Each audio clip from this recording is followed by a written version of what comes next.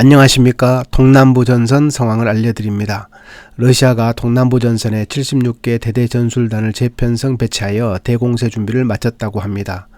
우크라이나 총참모부는 현지 시간 4월 18일부터 동부전선에서 러시아의 공세가 시작되었다고 발표했습니다. 러시아는 대규모 포격을 군시설이 아닌 민간시설, 산업시설에 집중하고 있습니다. 러시아군은 크레미나에서 군인과 민간인 가리지 않고 무차별 포격을 가했고 결국 크레미나를 차지했습니다. 우크라이나 총참모부는 러시아는 병력 충원, 물자 집적이 완료되는 4월 24일부터 본격적인 대공세를 시작할 거라고 예상하고 있다고 밝혔습니다.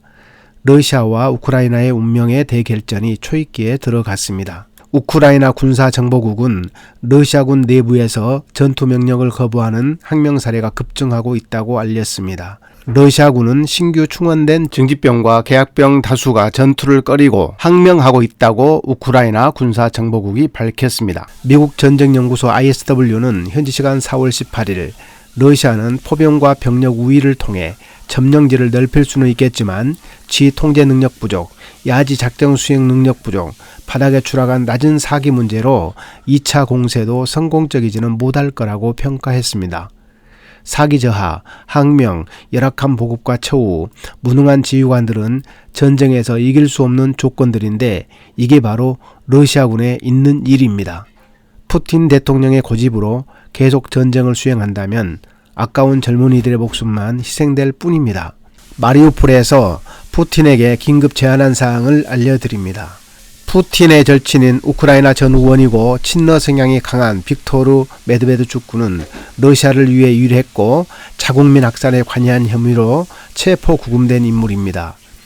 메드베드축구는 현지 시간 4월 18일 SNS를 통해 볼로디미르 젤렌스키 대통령과 블라디미르 푸틴 대통령에게 나와 마리우폴 군인, 민간인과 교환을 제안하고 싶다고 말했습니다. 마리우폴은 가장 큰 인도주의적 재앙이 일어나고 있는 곳 중에 하나이다. 러시아군의 포격과 민간인들에 대한 포격, 인도적 구호품 전달 차단 등이 마리우폴에서 큰 피해를 야기하고 있다. 나의 절친 푸틴에게 나와 마리우폴 군인, 민간인과 막교환 결단을 내려줄 것을 간곡히 호소한다고 알렸습니다.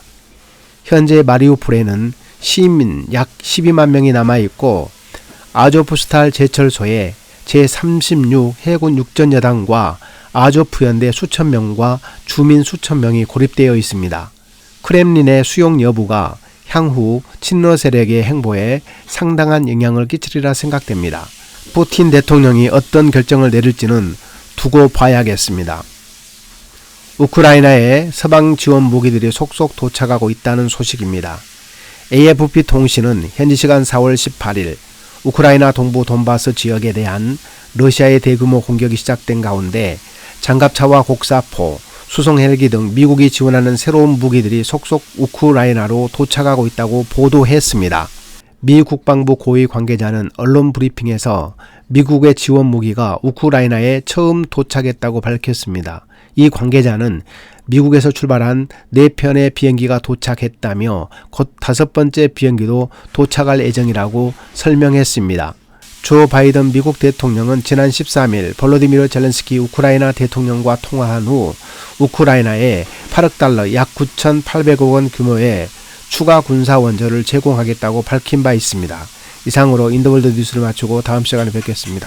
감사합니다.